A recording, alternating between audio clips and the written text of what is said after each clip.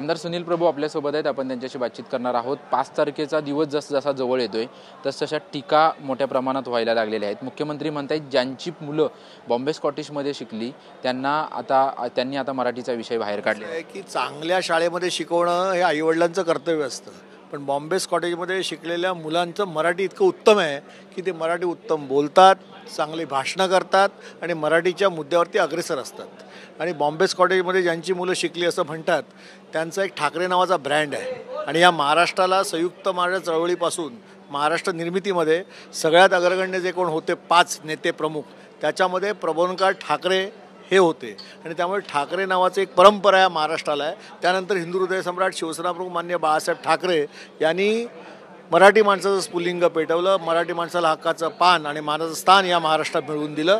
त्यानंतर उद्धव ठाकरे असतील, राज ठाकरे असतील, आदित्य ठाकरे असतील, अमित ठाकरे असतील, हे ठाकरे ब्रँड आहेत। त्यामुळे कुठच्या शाळेत शिकलेत त्यापेक्षा मराठीवर त्यांचं प्रेम किती आहे, मराठी बोलता येतं का, मराठीमध्ये त्यांना व्यवस्थित ग्रॅमॅटिकली मिस्टेक न करता लिहिता येतं का, या सगळ्या गोष्टी बघण्याच्या। केवळ टीका म्हणून टीका करायची।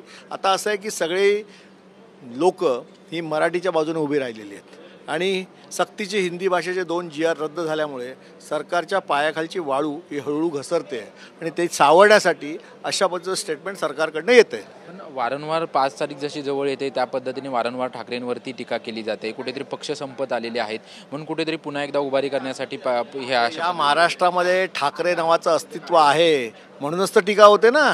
टीका कोणावर होते? सामर्थ्यशील माणसावर होते, लेच्यापेच्या माणसावर टीका होत नाही आणि या महाराष्ट्रात ठाकरेंचं सामर्थ्य आहे म्हणून टीका होते। नारायण राणे असं म्हणतायत की जर एवढाच आपल्या भावाचा पुळका आलाय तर मातोश्रीचा एक भाग जो आहे तो राज ठाकरेंना, उद्धव ठाकरेंनी द्यावा। आता ठीक आहे, 2 भाऊ आहेत, ते कसे वाटणी करायची ह्याचं मार्गदर्शन आदरणीय राणेसाहेबांकडनं घेण्याची गरज नाही। ठाकरे आहेत, ते ठरवतील काय करायचं ते। मनीषा कायंदे यांनी आरोप केलेले आहेत की वारीमध्ये अर्बन नक्षलवाद सुरू आहे, अर्बन नक्षली काही जण घुसले आहेत, त्यांच्यावरती कारवाई झाली पाहिजे अशी मागणी मनीषा कायंदे यांनी केली। सरकार त्यांचं आहे म्हणा, शोधा ना, तुम्ही जा वारीला आणि तुम्ही सांगा यंत्रणा लावून सरकारला की काढा शोधून। धन्यवाद आमच्याशी बातचीत केल्याबद्दल। कॅमेरामन रोशन पवारसह निवृत्ती बाबर, TV9 मराठी, मुंबई।